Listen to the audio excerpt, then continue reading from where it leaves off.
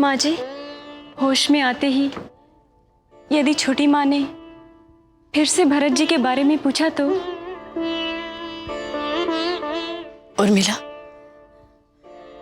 कैकेयी को हम नहीं बताएंगे कि भरत ने आने से मना कर दिया है।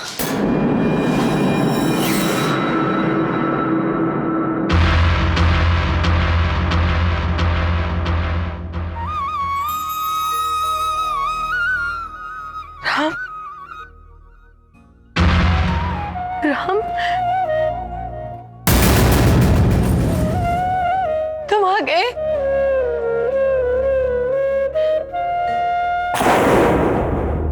मुझे क्षमा नहीं करोगे ना?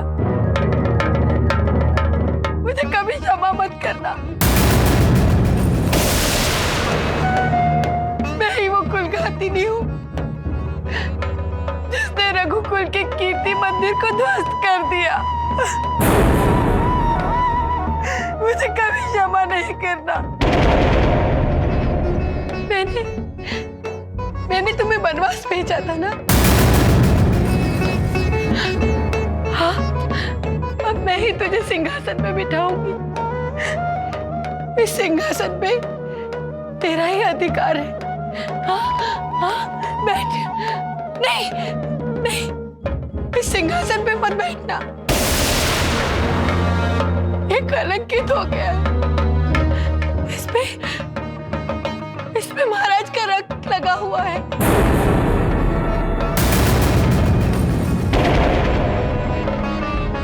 मैंने ही महाराज दशरथ का वध किया है। मैंने ही उनकी हत्या की है। मुझे कभी क्षमा मत करना। भैया, वनवास के इतने वर्षों में हम कितने ऋषि मुनियों से मिले, गिनती भी नहीं की जा सकती। लक्ष्मण, हम ऋषि मुनियों से मिले हैं और आगे भी मिलेंगे।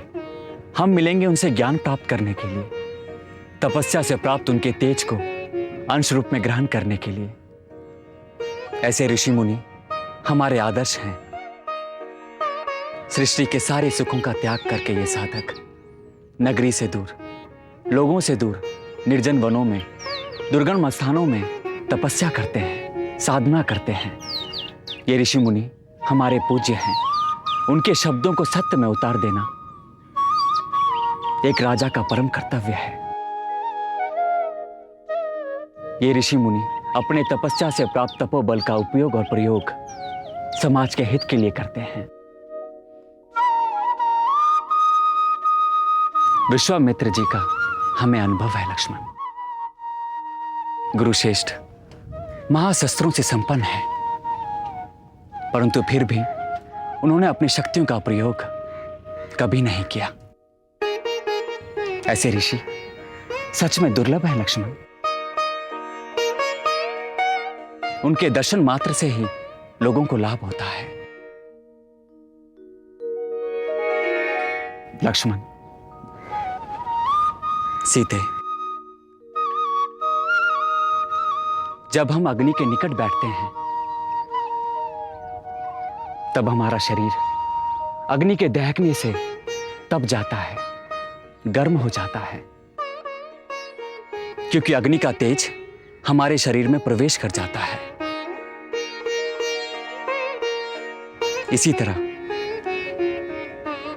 जब हम महान तपस्वियों के निकट बैठते हैं तब उनकी तपस्या से प्राप्त की गई उनकी ऊर्जा, उनका ज्ञान, उनकी शक्तियां, उनकी दिव्य आभा हमारे सूक्ष्म शरीर में प्रवेश कर जाती है। हमारे मांगे बिना वो हमें सब कुछ दे देते हैं। इसीलिए हम भाग्यशाली हैं जो हमें ऐसे महान तपस्वियों के दर्शन हुए।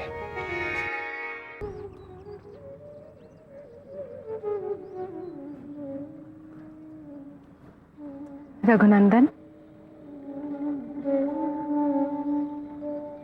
रघुनाथ,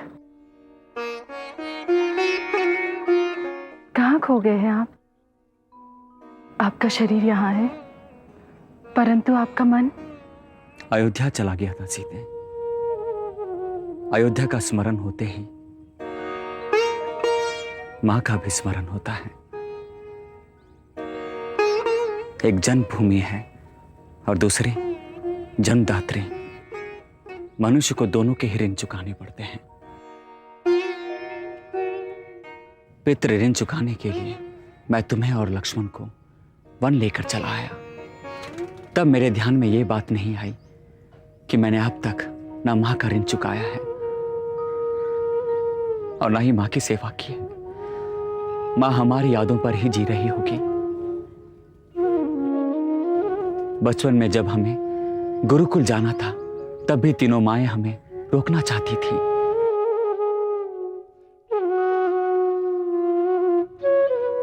स्मरण है मुझे तब तीनों माताएं कितनी व्याकुल थी। और जब हम वनवास के लिए जा रहे थे तब तो तीनों माताओं की आंखों में आंसुओं की बाढ़ आ गई थी। परंतु अब वनवास का यह अंतिम वर्ष शीघ्र ही समाप्त हो जाएगा।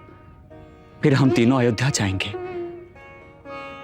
तब मुझे अवसर मिलेगा अपनी तीनों माताओं के आंसू पोंछने का। सीधे मां हमारी प्रतीक्षा कई वर्षों से कर रही है। तब से वो खड़ी होंगी, मां के पांव दर्द करते होंगे। मैं उनके पांव दबाऊंगा, उनका हर दुख दूर कर दूंगा और फिर किसी प्रकार का भी कष्ट नहीं होने दूंगा उन्हें।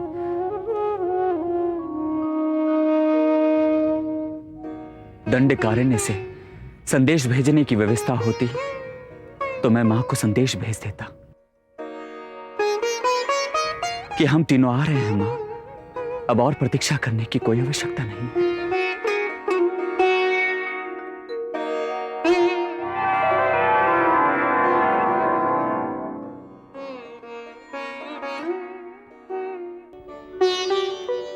महादेव, आप भावनावश महादेवी, अपने प्रभु को व्याकुल देखकर मैं भी व्याकुल हो उठा हूं।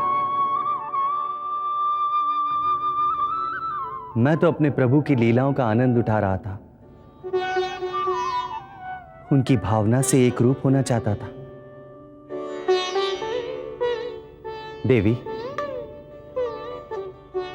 अपने मनुष्य अवतार में मर्यादा का पालन करते हुए प्रभु ने ऐसे कई आदर्श स्थापित किए हैं जो मानव मात्र के लिए युगों युगों तक मार्गदर्शन करेंगे। परंतु प्रभु व्याकुल क्यों हुए? देवी, प्रभु व्याकुल इसलिए हुए क्योंकि उन्हें अपनी माता कौशल्या की याद आ रही है। वो उनके दर्शन के लिए अति उत्सुक है।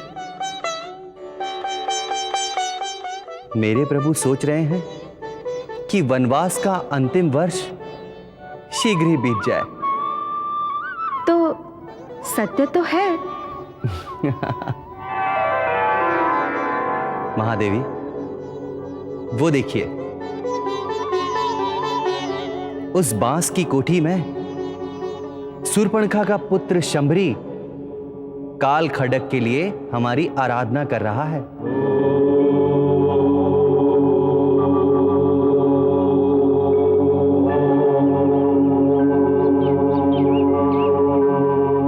और वहां उसकी माता अपने भाइयों के साथ हंसी ठट्ठा कर रही है।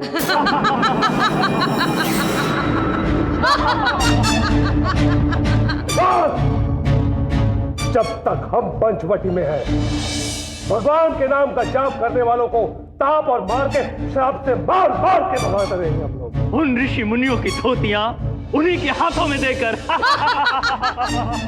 बस भैया, अब कुछ ही समय की बात है। इस दंड कारण्य को हम ऋषि रहित कर देंगे। कोई सुतीक्ष्ण, कोई अगस्त्य, कोई यज्ञ और तप नहीं होगा। जब मेरा पुत्र शंभरी अपनी तपस्या पूरी करने के बाद काल खड़क प्राप्त कर लेगा।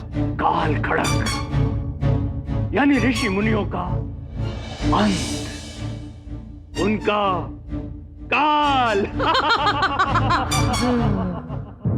रावण के इन नातियों को सपने सजाने में कितना आनंद मिल रहा है प्रभु।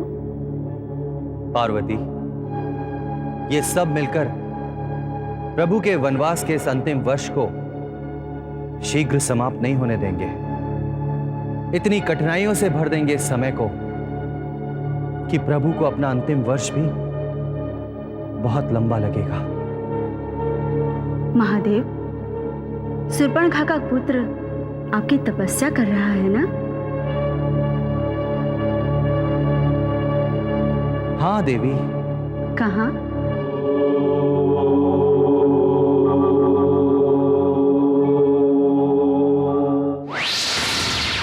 प्रणाम महादेव। आपका कल्याण हो वस्त। प्रणाम महादेवी। तुम्हारा कल्याण हो। मैं आपका काल खड़ग हूं। देवाधिदेव, यदि मैं शूर्पणखा के पुत्र शंबरी के पास चला गया प्रभु, तो विश्व का अकल्याण होगा।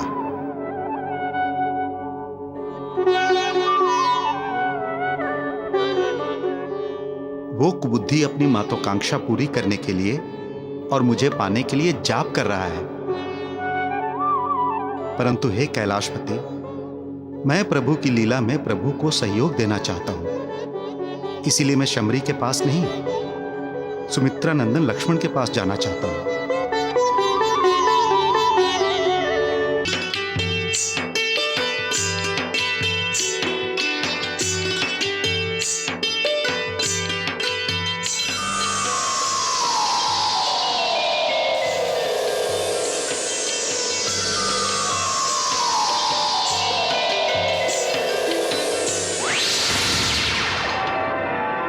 सुमित्रा नंदन लक्ष्मण,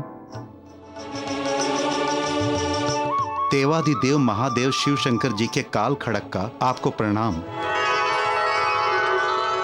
हे सौमित्र, क्या आप मुझे स्वीकार करेंगे? क्यों नहीं, मेरे अहोभाग्य।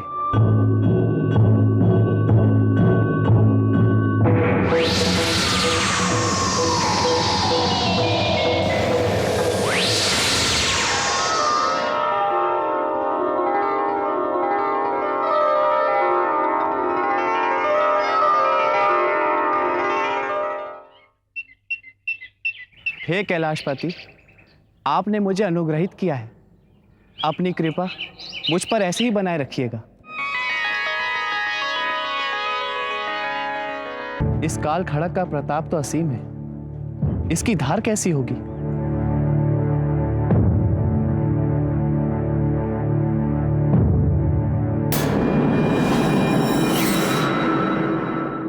उस बांस की कुटिया में कोई नहीं होगा। क्यों ना मैं इस खड़ग का प्रयोग उस कुटिया पर करूं?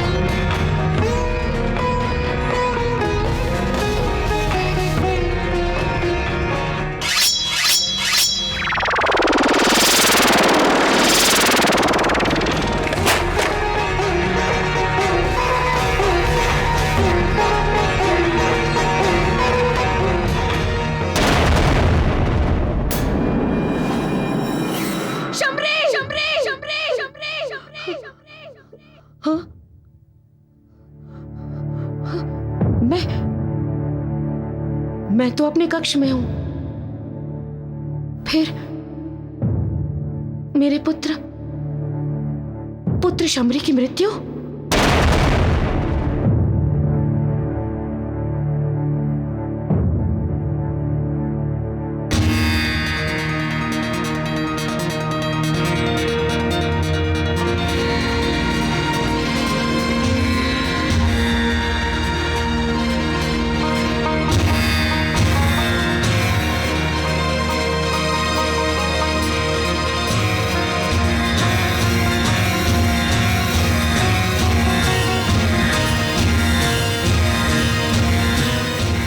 ये क्या कर दिया मैंने?